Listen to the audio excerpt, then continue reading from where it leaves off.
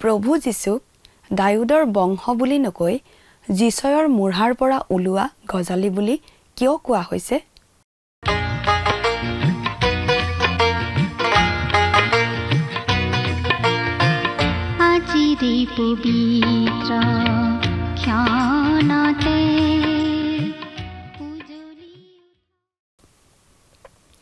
নমস্কাৰ, ভক্তিবচন অনুষ্ঠানলৈ স্বাগতম জনাইছোঁ। খ্ৰীষ্টীয় বিশ্বাসী লোকসকলৰ বাবে বিশেষভাৱে প্ৰস্তুত কৰা এই ভক্তিবচন অনুষ্ঠানটো হৈছে বাইবেল অধ্যয়নৰ ধাৰাবাহিক অসমীয়া অনুষ্ঠান।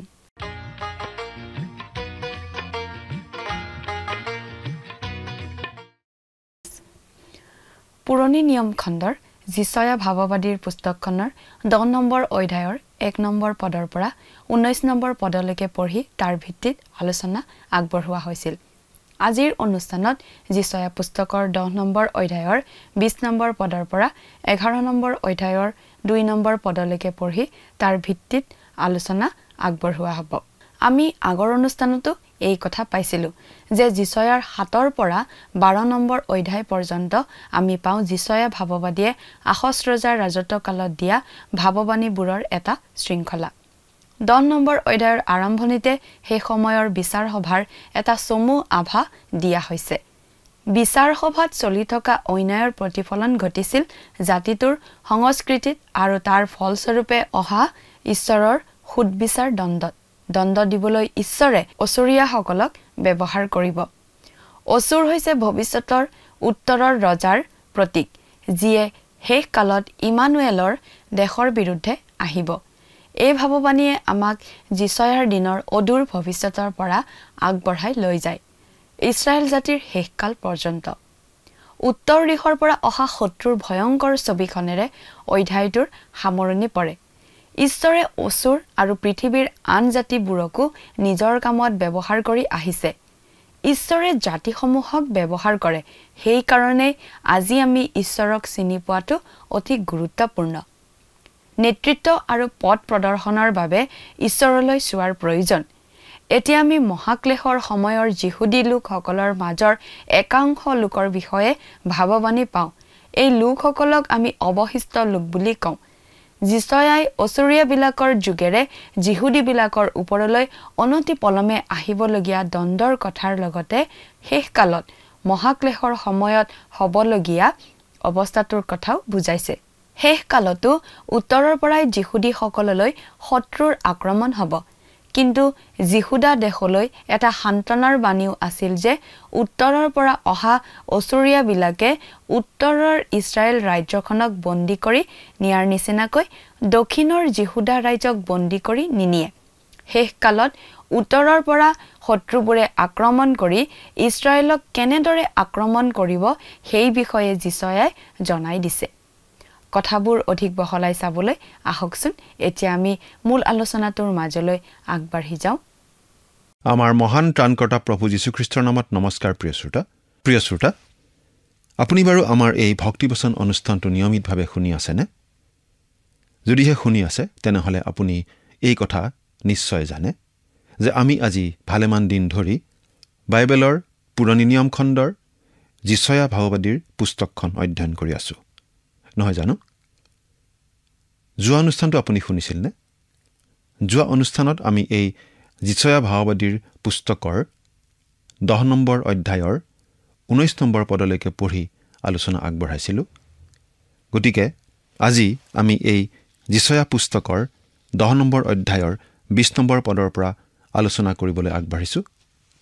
আজিৰ আলোচনাত এই যুগৰ শেষত মহাক্লেশৰ সময়ত যিহুদীবিলাকৰ অৱশিষ্ট লোকসকলৰ সংৰক্ষণ, আৰ্মাগিদোনৰ যুদ্ধ আৰু আহিবলগীয়া ৰজা আৰু তেওঁৰ শক্তি, এইকেইটা বিষয়ে আমি জানিব পাৰিম। প্ৰথমতে আমি 20 নম্বৰ পদটো পাঠ কৰিছোঁ, শুনিবচোন। 10 অধ্যায় 20 নম্বৰ পদ। সেইদিনা ইছৰাইলৰ অৱশিষ্ট লোকে, জাকুবৰ বংশৰ ৰক্ষা পোৱা লোকবিলাকে তেওঁবিলাকক প্ৰহাৰ কৰোতাজনৰ ওপৰত আৰু নিৰ্ভৰ নকৰিব, কিন্তু ইছৰাইলৰ পবিত্ৰজনা জিহুৱাত সত্যভাৱে নিৰ্ভৰ কৰিব। প্ৰিয় শ্ৰোতা, এই পদটিত সেইদিনা বুলি যে কৈছে, সেইদিনা মানে কোনদিনা বাৰু? সেইদিনা বুলি কোৱাৰ দ্বাৰা যিছয়াই মহাক্লেশৰ সময়ত প্ৰভু যীশুৰ পুনৰ আগমনৰ কথাটো আঙুলিয়াই দি উদাহৰণস্বৰূপে কৈছে যে অছুৰিয়াই আক্ৰমণ কৰাৰ দৰে উত্তৰৰ এখন শক্তিশালী দেশে ইমানুৱেলক আক্ৰমণ কৰিব। তেতিয়া ঈশ্বৰে যিহুদীসকলৰ অৱশিষ্ট থকা লোকখিনিক ৰক্ষা কৰিব। সেইদিনা যিহুদীসকলে আক্ৰমণকাৰীক আৰু ভয় নকৰিব, কিন্তু ঈশ্বৰক ভয় কৰিব আৰু তেওঁৰ ওপৰতেই নিৰ্ভৰ কৰিব। প্ৰিয় শ্ৰোতা, এইখিনিতে আমি আকৌ মনত পেলাই দিব খুজিছোঁ যে এই যি ভাৱবাণীবিলাক বা ভৱিষ্যতবাণীবিলাক আমি এতিয়া আলোচনা কৰি আছোঁ, সেইবোৰ ভৱিষ্যতে ঘটিবলগীয়া কথা, এতিয়ালৈকে ঘটা নাই। এই মণ্ডলীৰ পৰা পৃথিৱীক উত্তোলিত কৰি নিয়াৰ পিছত পৃথিৱীত মহাক্লেশৰ সূচনা হ'ব আৰু সেই মহাক্লেশৰ অন্তত প্ৰভু যীশুৰ পুনৰ আগমন হ'ব আৰু তেওঁ এই পৃথিৱীত 1000 বছৰীয়া ন্যায় শাসন প্ৰতিষ্ঠা কৰিব। সেই মহাক্লেশৰ সময়ত যিহুদী জাতিয়ে নানা ক্লেশৰ মাজেৰে পাৰ হ'ব লাগিব আৰু সেই সময়ৰ কথা এতিয়া আমি পাই আছোঁ। 21 পৰা 24 নম্বৰ পদলৈকে পাঠ কৰি দিম, শুনিবচোন। অৱশিষ্ট এক ভাগ উলটি আহিব, জাকুবৰ অৱশিষ্ট ভাগ পৰাক্ৰমী ঈশ্বৰলৈ উলটি আহিব। কিয়নো হে ইছৰাইল, তোমাৰ প্ৰজাবিলাক সমুদ্ৰৰ বালিৰ নিচিনা হ'লেও তেওঁবিলাকৰ কেৱল এক অৱশিষ্ট ভাগ উলটি আহিব। বানপানীস্বৰূপ ধাৰ্মিকতা প্ৰকাশক এক উচ্ছন্নতা স্থিৰীকৃত হৈছে, কিয়নো এক স্থিৰীকৃত উচ্ছন্নতা বাহিনীবিলাকৰ জিহুৱা প্ৰভুৱে গোটেই পৃথিৱীৰ মাজত সিদ্ধ কৰিব। এই হেতুকে বাহিনীবিলাকৰ জিহুৱা প্ৰভুৱে কৈছে, হে মোৰ চিয়ন নিবাসী প্ৰজাবিলাক, যদিও অছুৰে তোমালোকক দণ্ডেৰে প্ৰহাৰ কৰে আৰু মিছৰত ডঙা নিচিনাকৈ তোমালোকৰ অহিতে লাখুটি দাঙে, তথাপি তালৈ ভয় নকৰিবা। প্ৰিয় শ্ৰোতা, জাকুব আৰু তেওঁৰ বংশধৰক ঈশ্বৰে আশীৰ্বাদ কৰিম বুলি কৈছিল আৰু অনেক প্ৰকাৰে আশীৰ্বাদ কৰি আহিছে, কিন্তু তেওঁলোক নিৰ্বোধ আৰু অবাধ্য হৈ ঈশ্বৰৰ পৰা আঁতৰি যোৱা কাৰণেহে তাৰ দণ্ডস্বৰূপে অছুৰীয়াসকলৰ দ্বাৰা যুদ্ধত তেওঁলোক পৰাস্ত হ'ব লগা হৈছিল আৰু তেওঁলোকক বন্দী কৰি লৈ যাব পাৰিছিল সেই শত্ৰুবিলাকে। কিন্তু সেই বুলি ঈশ্বৰে তেওঁলোকক একেবাৰে ত্যাগ কৰা নাছিল। সাময়িকভাৱে তেওঁলোকক সেই দণ্ড ভোগ কৰিবলৈ ঈশ্বৰে দিছিল। 24 নম্বৰ পদটিত ঈশ্বৰে জাকুবৰ বংশধৰ যিহুদীসকলক সান্তনা দি কৈছে যে ঈশ্বৰে তেওঁলোকক অছুৰীয়াবিলাকৰ হাতৰ পৰা উদ্ধাৰ কৰিব। এতিয়া আমি পাঠ কৰিম 25 নম্বৰ পদৰ পৰা 27 নম্বৰ পদলৈ। পাঠ কৰি দিছোঁ। কিয়নো আৰু নিচেই অলপ সময় গ'লে কোপ থামিব আৰু মোৰ ক্ৰোধ সিহঁতৰ বিনাশলৈ উঠিব আৰু ওৰেপ শিলত মিডিয়নৰ হত্যাৰ সময়ত কৰা নিচিনাকৈ বাহিনীবিলাকৰ জিহুৱাই তাৰ বিৰুদ্ধে চাবুক তুলি প্ৰহাৰ কৰিব আৰু তেওঁৰ লাখুটি সাগৰৰ ওপৰত তোলা হ'ব আৰু তেওঁ মিছৰত ডঙাৰ নিচিনাকৈ তাক দাঙিব। সেইদিনা তোমাৰ কান্ধৰ পৰা তাৰ ভাৰ আৰু তোমাৰ ডিঙিৰ পৰা তাৰ জুৱলি খহি পৰিব আৰু তেল বৃদ্ধিৰ কাৰণে জুৱলি ভাগি যাব। প্ৰিয় শ্ৰোতা, অছুৰীয়াহঁতে যিহুদীসকলক বন্দী কৰি নি নিশ্চয় তেওঁলোকৰ হতুৱাই ভাৰ বোৱাই কাম কৰাই যথেষ্ট কষ্ট দিছিল। এই কষ্টৰ পৰা যে ঈশ্বৰে তেওঁলোকক অতি সোনকালে উদ্ধাৰ কৰিব, সেই কথাটো জানিবলৈ দিছিল। আকৌ কিদৰে উদ্ধাৰ কৰা হ'ব তাৰ উপমা স্বৰূপে মিছৰীয়াৰ হাতৰ পৰা ঈশ্বৰে তেওঁলোকক উদ্ধাৰ কৰাৰ দৰে অছুৰীয়াসকলকো প্ৰহাৰ কৰি তাৰ পৰা তেওঁলোকক উদ্ধাৰ কৰিব, এই বুলি জানিবলৈ দিছে। আমি ইতিমধ্যে পাই আহিছোঁ মিছৰ দেশত ইছৰাইলৰ লোকবিলাক কেনেদৰে বন্দী হৈ আছিল, কিমান তেওঁলোকে দুখ কষ্ট সহিব লগা হৈছিল আৰু কেনেদৰে ঈশ্বৰে আচৰিত ধৰণে তেওঁলোকক মিছৰ দেশৰ পৰা উদ্ধাৰ কৰি আনিছিল। ঠিক তেনেদৰে যদিও অছুৰীয়াসকলৰ হাতত তেওঁলোকক বন্দী হ'বলৈ দিছিল, অছুৰীয়াসকলৰ হাতৰ পৰা উদ্ধাৰ কৰিব বুলি ঈশ্বৰে জনাই দিছে। এতিয়া 28 পৰা 32 পদলৈকে পঢ়ি দিম। সি অয়ত পালেহি, মিগ্ৰুণৰ মাজেদি আহিল, সি মিকমছত নিজ মাল থলে। সিহঁতে দুৰ্গম পথ পাৰ হ'ল, সিহঁতে গেবাত ৰাতি কটালে। ৰামা কঁপিছে, চৌলৰ গিবিয়া পলাইছে। হে গল্লিম জীয়াৰী তুমি বৰকৈ চিঞৰা। হে লইছা, হে দুৰ্ভগীয়া অনাথোত কাণ পাতা। মদমেনা পলৰীয়া গেবিম নিবাসী পলাবলৈ গোট খাইছে। সি আজিয়েই নোবত ৰব। সেই ঠাইত সি চিয়ন জীয়াৰীৰ পৰ্বতৰ অহিতে জেৰুচালেমৰ গিৰিৰ বিৰুদ্ধে নিজৰ হাত জোকাৰিছে। প্ৰিয় শ্ৰোতা, এই পদকেইটিৰ যোগেদি যিছয়াই পুনৰ সেই দিনৰ অৰ্থাৎ মহাক্লেশৰ কালৰ কথা কৈছে। এইটো যিছয়াৰ এটি বিশেষ ভৱিষ্যৎবাণী। ইয়াত নিৰ্দিষ্ট ঠাই কিছুমানৰ ভৌগোলিক অৱস্থানবিলাক দেখুওৱা হৈছে। মন কৰিবলগীয়া কথা যে এই আটাইবোৰ ঠাই জেৰুচালেমৰ উত্তৰে আছিল। অচুৰীয়াসকলে যিহুদিয়াক আক্ৰমণ কৰিবলৈ আহোঁতে ইয়াত উল্লেখ কৰা পথবিলাকেৰে তেওঁলোক আহিছিল। এগৰাকী বিখ্যাত বাইবেল পণ্ডিতৰ মতে শেষৰ কালত আক্ৰমণকাৰী দেশ, যাক বাইবেলত মাগুগ বুলি কোৱা হৈছে, সেইখন দেশ উত্তৰৰ পিনে থকা এখন অতি শক্তিশালী দেশ হ'ব আৰু ইও উত্তৰৰ পৰা একে পথেৰেই আহিব। এতিয়া ইয়াত উল্লেখ কৰা ঠাইবিলাকৰ অৱস্থানবোৰ মন কৰক। অয়ত হ'ল জেৰুচালেমৰ প্ৰায় 15 মাইল উত্তৰে। মিগ্ৰুন হ'ল অয়তৰ দক্ষিণে, য'ত জোনাথনে পলেষ্টিয়াসকলৰ ওপৰত জয়লাভ সাব্যস্ত কৰিছিল। গেবা আৰু ৰামা হ'ল জেৰুচালেমৰ প্ৰায় 6 মাইল উত্তৰে। অনাথোত আছিল জেৰুচালেমৰ প্ৰায় 3 মাইল উত্তৰে। এই ঠাইতেই জিৰিমিয়া ভাৱবাদীৰ ঘৰ আছিল। লইছা হ'ল পলেষ্টিয়াৰ একেবাৰে উত্তৰে। মদমেনা আছিল জেৰুচালেমৰ জাবৰ জোথৰ পেলোৱা ঠাই। সেইদৰে গেবিমো জেৰুচালেমৰ উত্তৰে। একেবাৰে শেষত নোবৰ কথা কোৱা হৈছে। ই জেৰুচালেমৰ অতি ওচৰত আৰু ঠিক উত্তৰে। জেৰুচালেমৰ পৰা এই নোব ঠাইখন দেখা পায়। উত্তৰৰ শত্ৰুৱে যে এইবিলাক পথেৰে জেৰুচালেম আক্ৰমণ কৰিব তাক স্পষ্টকৈ দেখুওৱা হৈছে। এতিয়া 33 নম্বৰ পদটো পাঠ কৰি দিম। চোৱা, বাহিনীবিলাকৰ জিহুৱা প্ৰভুৱে ভয়ানক ৰূপে ডাল কাটি পেলাব আৰু অতি দীঘল কেইজোপাক ছেদন কৰা হ'ব আৰু ওখবোৰক মাটিৰ সমান কৰা হ'ব।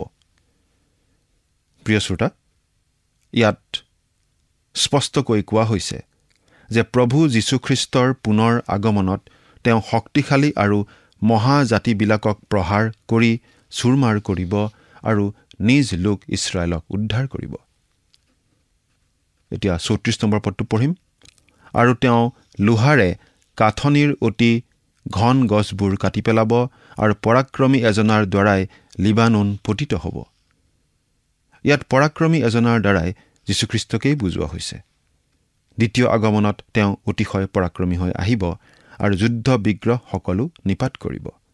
আনকি উত্তৰৰ পৰা অহা শত্ৰুকো তেওঁ পৰাভূত কৰিব। প্ৰিয় শ্ৰোতা, 10 নম্বৰ অধ্যায়ৰ আলোচনাটি আমি ইমানতেই শেষ কৰিছোঁ হওক। আৰু এতিয়া 11 নম্বৰ অধ্যায়লৈ আগবাঢ়োঁ। এই 11 নম্বৰ অধ্যায়ৰ মূল বিষয়টো হৈছে দ্বিতীয় আগমনত ৰজাস্বৰূপে প্ৰভু যীশুখ্ৰীষ্টৰ ব্যক্তিত্ব আৰু শক্তি। প্ৰভু যীশু আকৌ আহিব আৰু এই পৃথিৱীত তেওঁৰ 1000 বছৰীয়া ন্যায় শাসন প্ৰতিষ্ঠা কৰিবহি। প্ৰভু যীশুৱে যি ৰাজ্য স্থাপন কৰিব তাৰ উদ্দেশ্য আৰু আঁচনিৰ কথাও আমি পাওঁ। এইকেইটা ভৱিষ্যৎবাণীও যিছয়াৰ দ্বাৰা ৰজা আহজৰ দিনতেই কৰা হৈছিল। এতিয়া আমি 1 নম্বৰ পদটি পাঠ কৰিছোঁ, শুনিবচোন।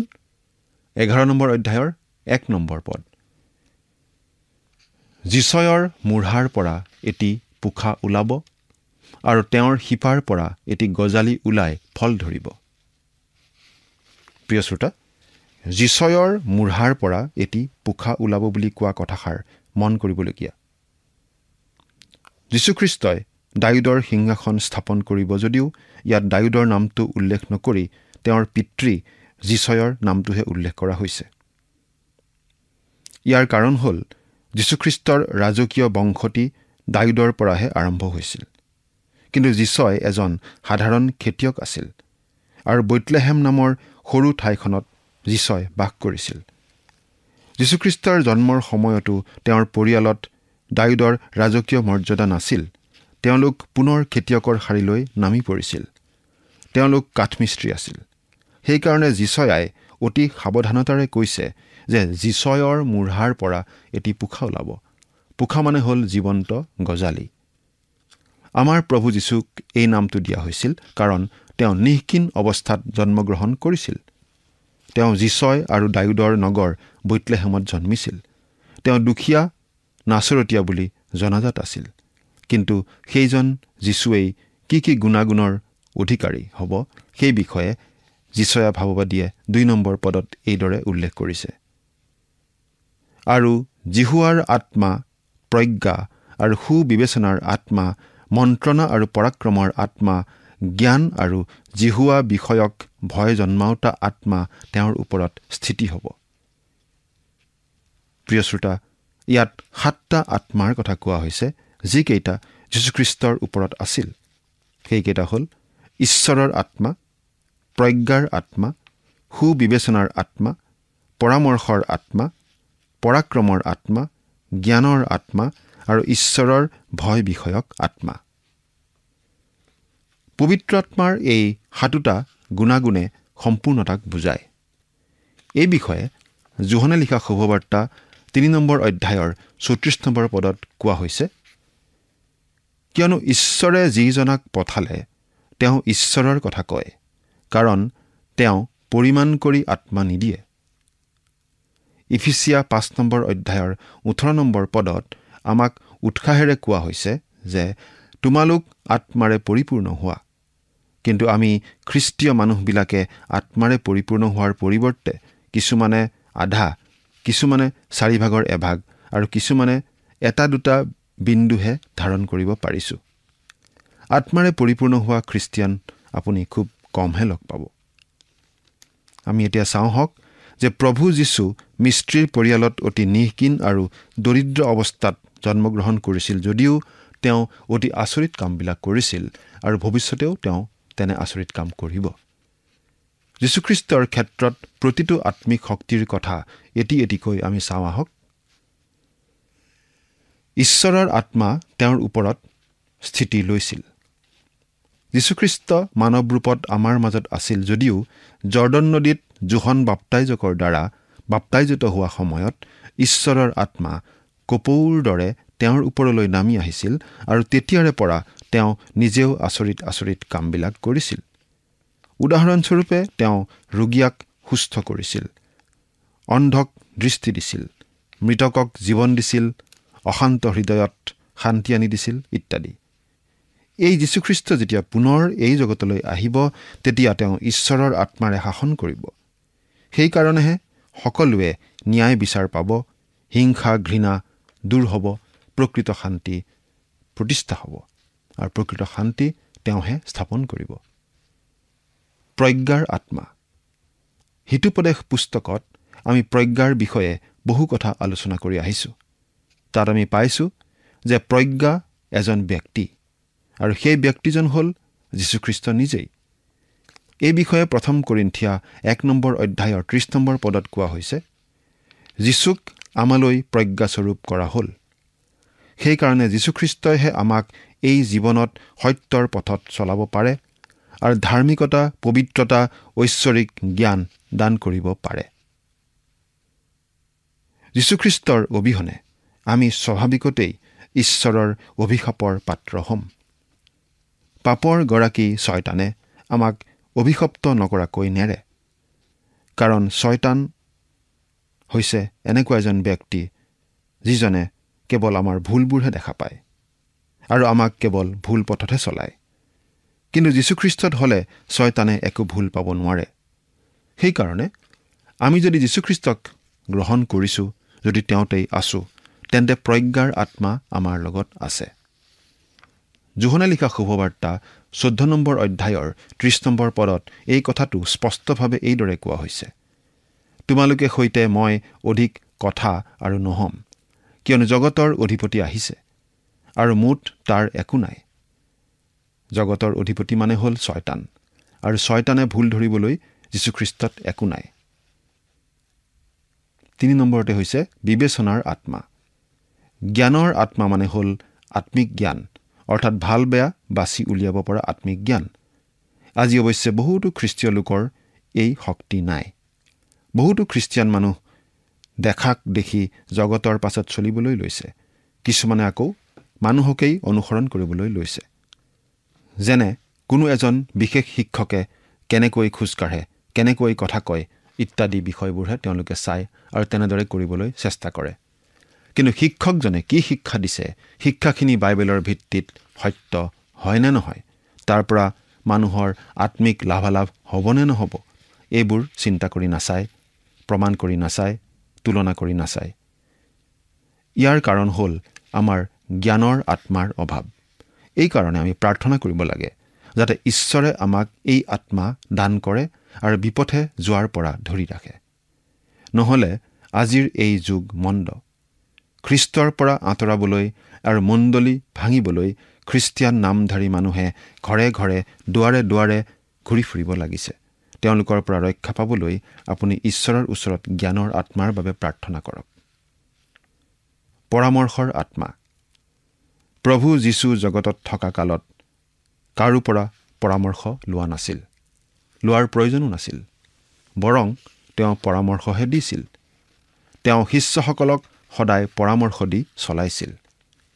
আজি আমি প্ৰভু যীশুক গ্ৰহণ কৰিছোঁ, মানে তেওঁৰ শিষ্য হৈছোঁ। সেইকাৰণে আমিও তেওঁৰ পৰাই পৰামৰ্শ বিচাৰিব লাগে। আমি পৰামৰ্শ বিচাৰি ডাঙৰ ডাঙৰ শিক্ষিত মানুহৰ ওচৰলৈ যাওঁ বা হয়তো ডাঙৰ ডাঙৰ কিতাপ পঢ়োঁ, কিন্তু আমি পৰামৰ্শ বিচাৰি সকলো জ্ঞানৰ আধাৰ আমাৰ ত্ৰাণকৰ্তা প্ৰভু যীশুৰ ওচৰলৈহে যাব লাগে। 5 নম্বৰতে শক্তিৰ আত্মা। প্ৰভু যীশু আচৰিত আৰু স্বৰ্গীয় শক্তিৰ অধিকাৰী আছিল। তেওঁৰ শক্তিত ঐশ্বৰিক স্বভাৱ প্ৰকাশ পাইছিল। উদাহৰণস্বৰূপে তেওঁ শয়তানৰ প্ৰলোভনত জয়যুক্ত হৈছিল, সাগৰৰ ধুমুহাক শান্ত কৰিছিল ইত্যাদি।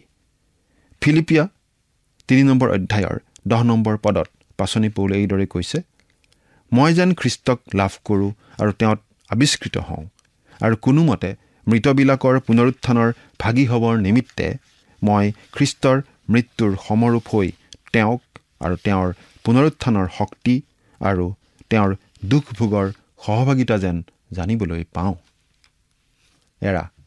প্ৰতিজন খ্ৰীষ্টীয় বিশ্বাসীয়ে খ্ৰীষ্টক এনেদৰে হাড়ে হিমজুৱে জানিবলৈ, খ্ৰীষ্টৰ অভিজ্ঞতা জীৱনত লাভ কৰিবলৈ হাবিয়াস কৰা উচিত। 6, জ্ঞানৰ আত্মা। প্ৰভু যীশুৱে যি কৰিছিল সেই সকলোকে জ্ঞানেৰে কৰিছিল। সেইকাৰণে তেওঁৰ শত্ৰুসকলেও তেওঁৰ কোনো ভুল উলিয়াব পৰা নাছিল। কিন্তু আমি জ্ঞানেৰে কৰোঁ নে যি খুচি তাকে কৰোঁ, নে আৱেগৰ বশৱৰ্তী হৈ কৰোঁ আৰু পিছত আমি কৰা কামৰ কাৰণে অনুতাপ কৰোঁ? প্ৰিয় শ্ৰোতা, আমি প্ৰভু যীশুৰ পৰা সেই জ্ঞান বিচাৰিব লাগে যাতে আমি শুদ্ধ পথত চলি থাকিব পাৰোঁ। 7, ভয় জন্মাওঁতা আত্মা। প্ৰভু যীশু ইমানবিলাক শক্তিৰ অধিকাৰী আছিল যদিও তেওঁ স্বৰ্গত থকা পিতা ঈশ্বৰক ভয় কৰি চলিছিল। তেওঁ কোনোদিনেই পিতৃ ঈশ্বৰে বেয়া পোৱা কাম কৰা নাছিল আৰু কোনোদিনেই পিতৃ ঈশ্বৰৰ অবাধ্যও হোৱা নাছিল। আমিও যদিও ঈশ্বৰৰ বাধ্য হ'বলৈ ইচ্ছা কৰোঁ, তেন্তে আমি ঈশ্বৰক ভয় কৰি চলিব লাগিব। ঈশ্বৰলৈ ভয় ৰখাই হ'ল জ্ঞানৰ আৰম্ভণ। এই কথা বাইবেলত স্পষ্টকৈ লিখা আছে। আৰু ঈশ্বৰৰ বাক্য অধ্যয়ন কৰাৰ দ্বাৰা আমাৰ মনলৈ এই ভয় আহিব। পবিত্ৰ আত্মাৰে পৰিপূৰ্ণ হ'বলৈ ঈশ্বৰে আমাক সহায় কৰক। প্ৰিয় শ্ৰোতা, আজিৰ অনুষ্ঠানত আমি যিচয়া ভাৱবাদীৰ পুস্তকৰ 11 নম্বৰ অধ্যায়ৰ 2 নম্বৰ পদলৈ আলোচনা কৰিলোঁ। আশা কৰোঁ ইয়াৰ যোগেদি আমি আটাইয়ে আত্মিক আশীৰ্বাদ লাভ কৰিবলৈ সক্ষম হৈছোঁ। ঈশ্বৰ আপোনাৰ সহায় হওক। আমেন।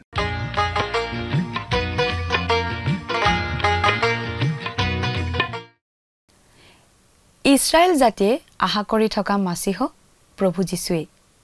তেওঁৰ প্ৰথম আগমনৰ সময়ত তেওঁলোকে চিনি নাপালে যদিও প্ৰভু যীশু আকৌ আহিব ইছৰাইল জাতিৰ উদ্ধাৰ কৰিবলৈ আৰু তেওঁৰ ৰাজ্য স্থাপন কৰিবলৈ। সেই বিষয়ে ভাৱবাণী কৰোঁতে প্ৰভু যীশুক যিছয়ৰ মূঢ়াৰ এটি গজালি বুলি কোৱা হৈছে। দায়ুদৰ পিতৃ যিছয় যদিও ৰাজকীয় বংশটোৰ আৰম্ভণি দায়ুদৰ পৰাই হৈছিল, কিন্তু যিছয়ৰহে উল্লেখ কৰা হৈছে। যিছয় আছিল এজন খেতিয়ক, এজন ভেড়াৰখীয়া আৰু বেথলেহেম নামৰ অলপ আঁতৰত থকা ঠাইত তেওঁ বাস কৰিছিল। কিন্তু প্ৰভু যীশুৰ সময়লৈকে দায়ুদৰ বংশ পুনৰ কৃষকৰ স্তৰলৈ ডুব গৈছিল। সেই বংশটো আৰু ৰাজপ্ৰসাদত ডাঙৰ দীঘল হোৱা ৰাজকুমাৰৰ অৱস্থাত নাছিল, বৰং কাঠমিস্ত্ৰীৰ দোকানত ডাঙৰ দীঘল হোৱা এজনৰ বংশ হৈ পৰিছিল। সেইবাবে যিছয়া ভাৱবাদীয়ে অতি সাৱধানে কৈছে যে সেই দণ্ড যিছয়ৰ মূঢ়াৰ পৰা ওলাইছে। আজিলৈ আমাৰ অনুষ্ঠানটো ইমানতে সামৰণি মাৰিব খুজিছোঁ। পৰৱৰ্তী অনুষ্ঠানত আপোনালোকক পুনৰ লগ পোৱাৰ আশা ৰাখিছোঁ। সামৰণি মৰাৰ আগতে আহকচোন আমি খন্তেক প্ৰাৰ্থনাত মূৰ্ণত কৰোঁ হওক। স্বৰ্গত থকা অতি মৰমীয়াল দয়ালু পিতৃ ঈশ্বৰ, প্ৰভু তোমাক ধন্যবাদ জনাইছোঁ। তোমাৰ পবিত্ৰ বাক্য অধ্যয়নৰ তুমি যি সুন্দৰ সময়, সুন্দৰ সুযোগ তুমি আমাক প্ৰত্যেককে দান কৰিলা তাৰ বাবে বিশেষকৈ পিতৃয়ে সময়তে প্ৰাৰ্থনা কৰিছোঁ তোমাৰ চৰণত যি বাক্যসমূহ আমি অধ্যয়ন কৰিলোঁ। আৰু প্ৰভু সঁচাকৈ তুমি অহা দিনলৈ যাতে আমি সকলোৱে অধিক আগ্ৰহেৰে যাতে বাট চাই থাকিব পাৰিম আৰু নিজকে সমৰ্পিত হৈ প্ৰভু জীৱন যাপন যাতে কৰিবলৈ পাৰিম আৰু তোমাক বিশ্বাস ভৰসা ৰাখি চলিবলৈ পাৰিম, তেনে আশীৰ্বাদ প্ৰভু তুমি আমাক প্ৰত্যেককে দান কৰিবা। আৰু প্ৰভু যিমানসকল দৰ্শকসকল আছে তেওঁলোকৰ পৰিয়াল, তেওঁলোকৰ প্ৰয়োজনসমূহ সকলো প্ৰভু তুমি পূৰণ কৰিবা। এই সকলো যাচনা মহান ত্ৰাণকৰ্তা প্ৰভু যীশুখ্ৰীষ্টৰ নামত অৰ্পণ কৰিলোঁ। আমেন।